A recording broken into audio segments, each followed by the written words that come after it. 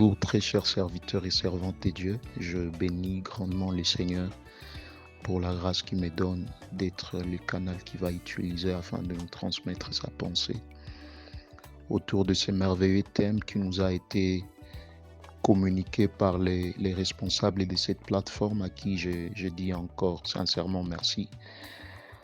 Je réponds au nom de Rémi Bissaga, je suis serviteur de Dieu à Goma précisément. Et comme nous le savons très bien, depuis déjà 2 jours, nous sommes en train de parler sur ces grands thèmes, l'Église et sa mission. Et je tiens aussi encore une fois à dire merci aux intervenants qui m'ont précédé. J'aimerais aborder mon intervention en me servant de ces textes d'Actes des Apôtres, Actes chapitre 11, le verset 19 à 23. Acte 11, 19 à 23. La parole de Dieu déclare: ceux qui avaient été dispersés par la persécution survenue à l'occasion d'Étienne allèrent jusqu'en Phénicie, dans l'île de Chypre, et à Antioche, annonçant la parole seulement aux Juifs. Il y eut cependant parmi eux quelques hommes de Chypre et de Cyrène qui, étant venus à Antioche, s'adressèrent aussi aux Grecs et leur annoncèrent la bonne nouvelle du Seigneur Jésus. La main du Seigneur était avec eux. Un grand nombre de personnes crurent et se convertirent au Seigneur.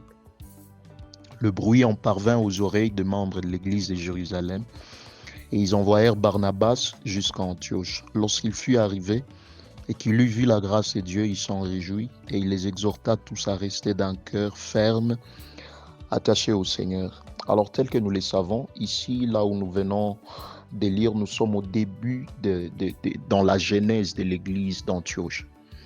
L'église d'Antioche, comme nous le savons, c'est la deuxième église en termes d'influence dans le Nouveau Testament, dans les Actes des Apôtres, après l'église de Jérusalem. Mais ici où nous sommes exactement à la genèse de cette église. Et il y a beaucoup de leçons qu'on peut tirer en tant que serviteur de Dieu de cette église. J'aimerais simplement nous partager 2 leçons en introduction pour de là continuer avec notre thème. La première particularité attachée à cette église, c'est que c'est une église qui est née de la persécution. La Bible est en train de dire, après la mort d'Étienne, les chrétiens ont été persécutés. Ils ont été obligés de fuir et de partir. Et la Bible déclare, là où ils sont partis, ils arrivent, ils ont commencé à prêcher l'évangile, ils ont gagné des âmes, et du coup, cette église a commencé. Une église qui est née de la persécution. Il y a de moins en moins d'églises dans le Nouveau Testament qui sont nées de la persécution. Ça, c'est une particularité attachée à l'église d'Antioche. J'aimerais d'emblée des jeux nous dire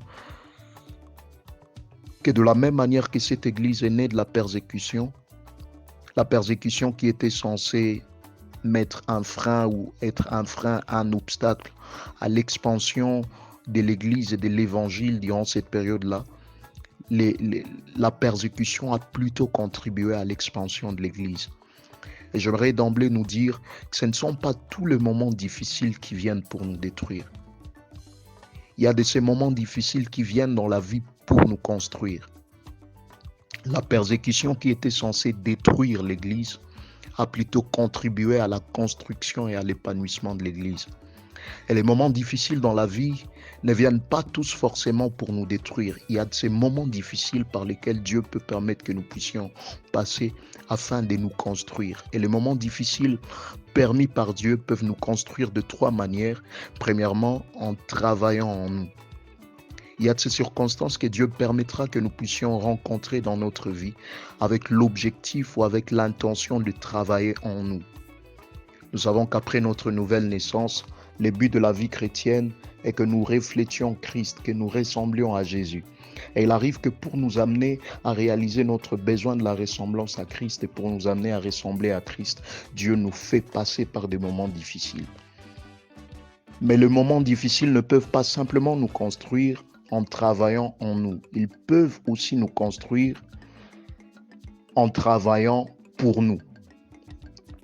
Ce sont des circonstances, des situations que Dieu peut permettre, il peut occasionner Et même lorsque nous avons comme l'impression que Dieu n'est pas en train de travailler en notre faveur ou quelque chose de bon n'est pas en train de sortir de ce qu'on est en train de traverser, Dieu se pourrait être en train de travailler pour nous sans que nous n'en prenions conscience.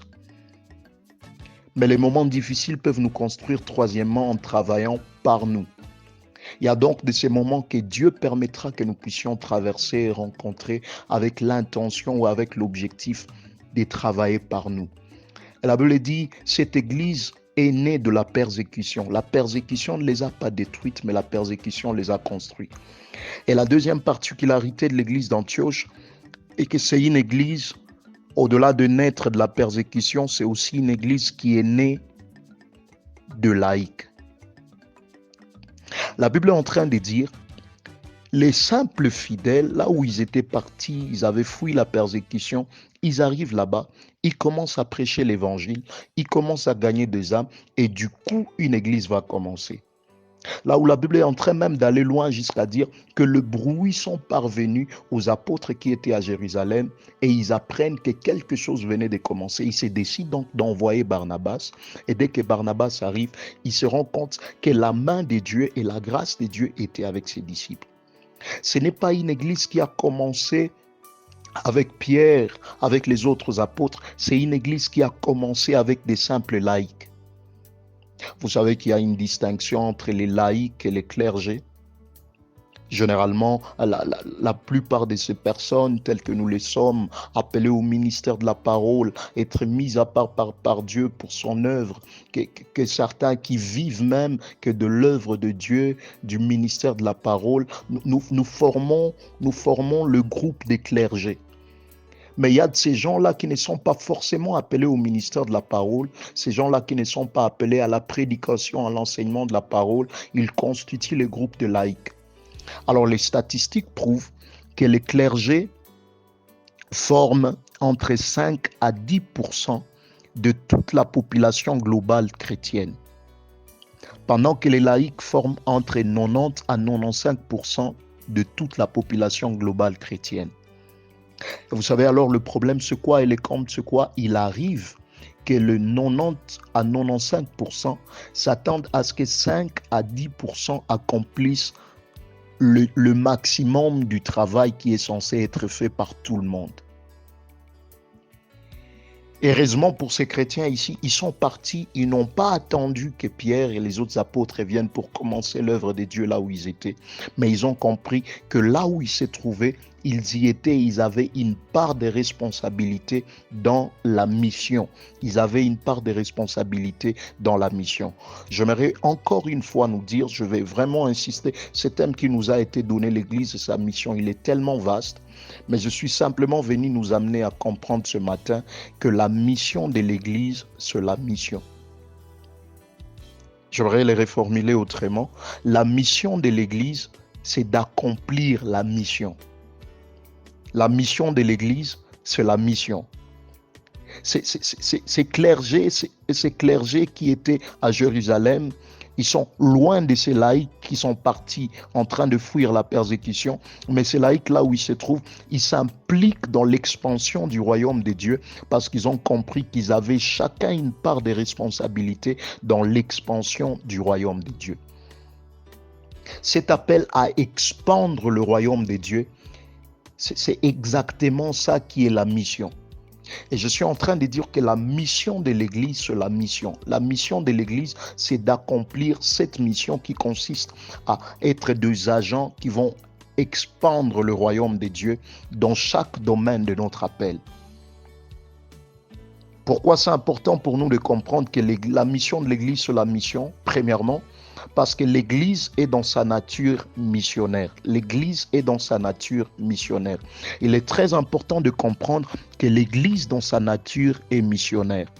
D'ailleurs, le mot Église, le concept Église du grec ecclésia qui est la combinaison de deux mots grecs, ek qui veut dire hors ou hors de, et Kaleo qui veut dire appelé. L'Église, c'est donc l'assemblée des hommes et des femmes qui ont été appelés hors du monde pour aller dans le monde.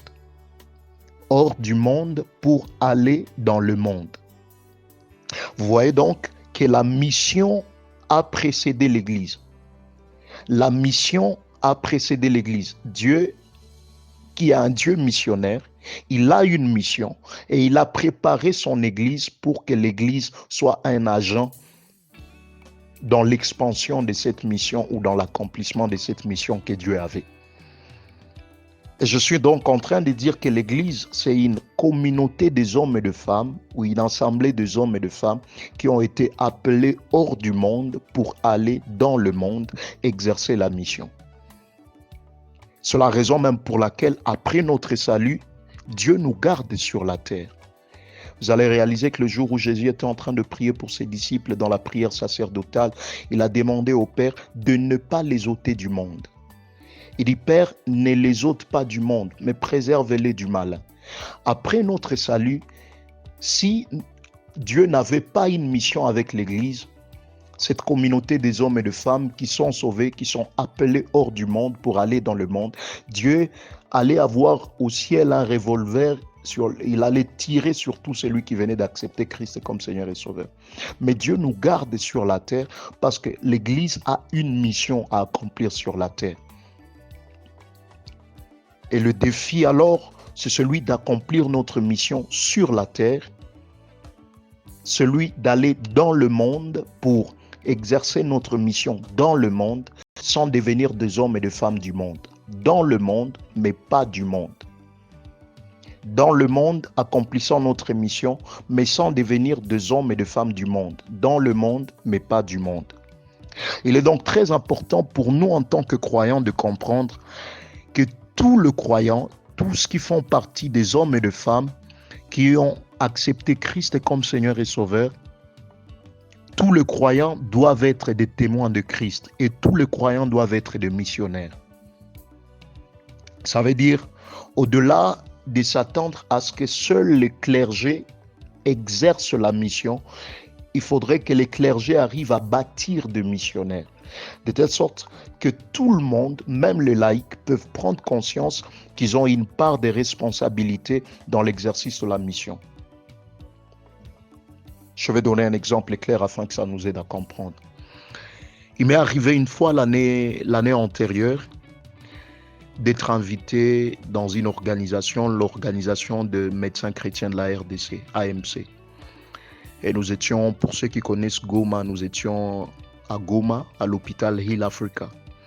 Et on nous a révélé que dans l'enclos de Heal Africa, le mouvement de sortie et d'entrée par jour s'évalue à au moins 2500 mouvements.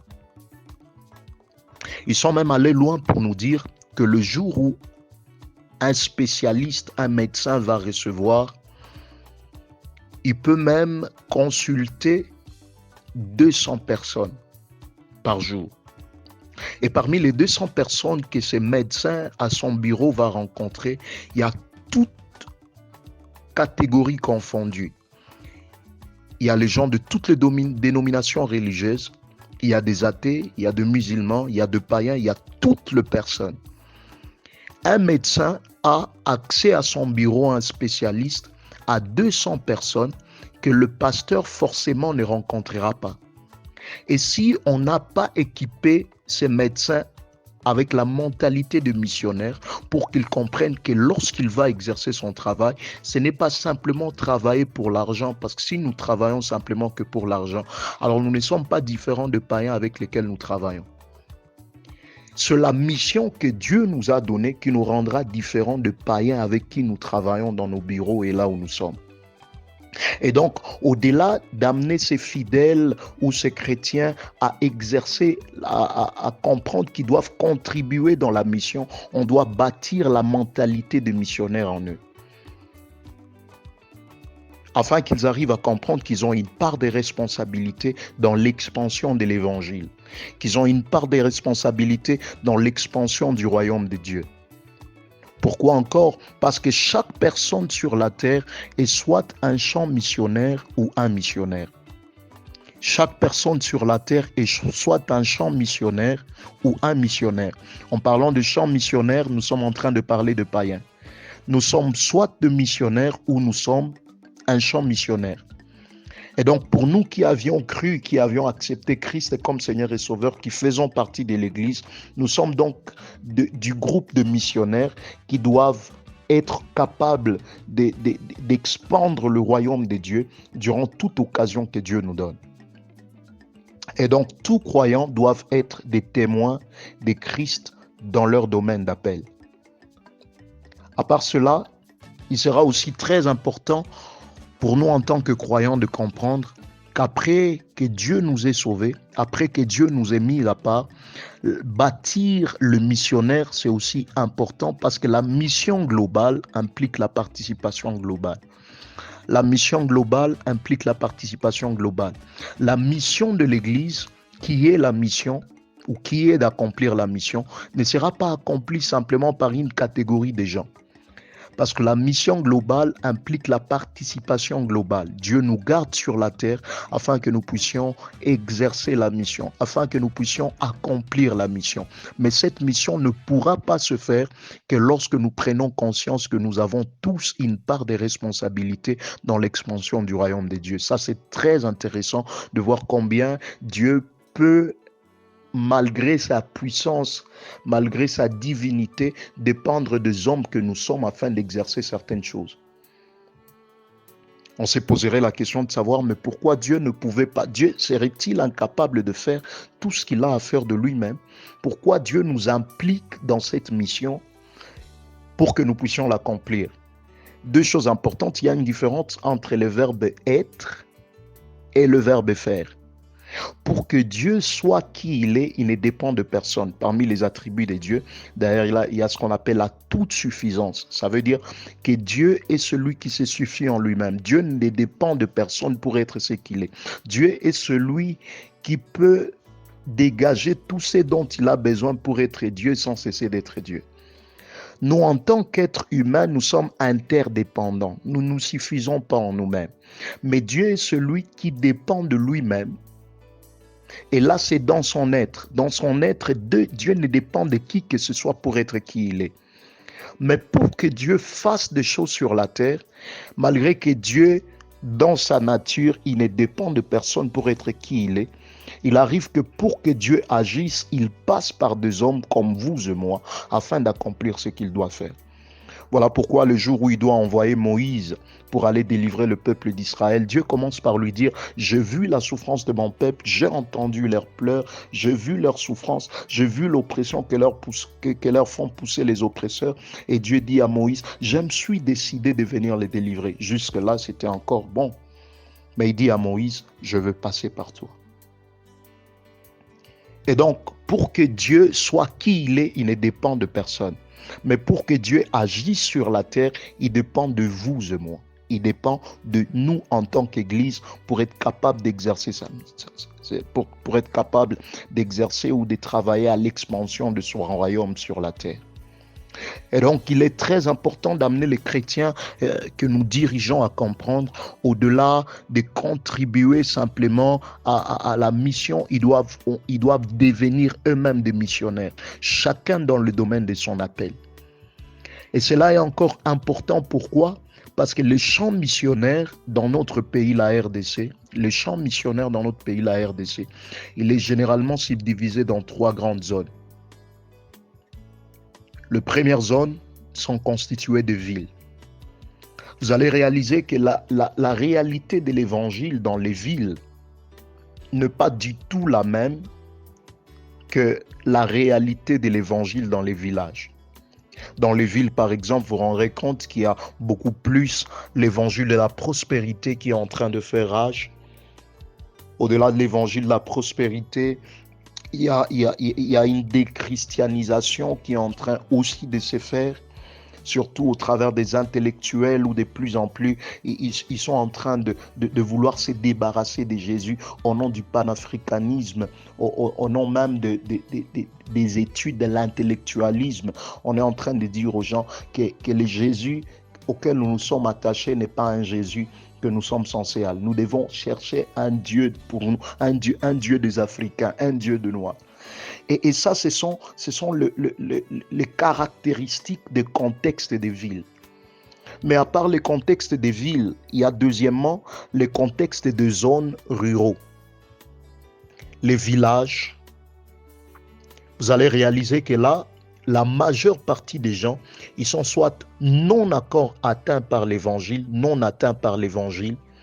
ou dans l'autre cas, ils sont mal atteints par l'évangile.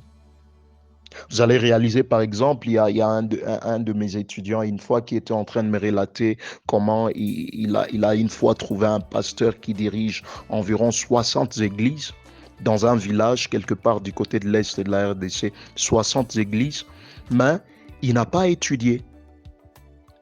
Il s'est arrêté, je crois, en deuxième secondaire. Alors, il était en train de me relater d'un endroit où les gens n'ont presque pas de Bible. Et ces endroits ruraux ont aussi de caractéristiques. L'évangile est caractérisé par des choses différentes du contexte des villes.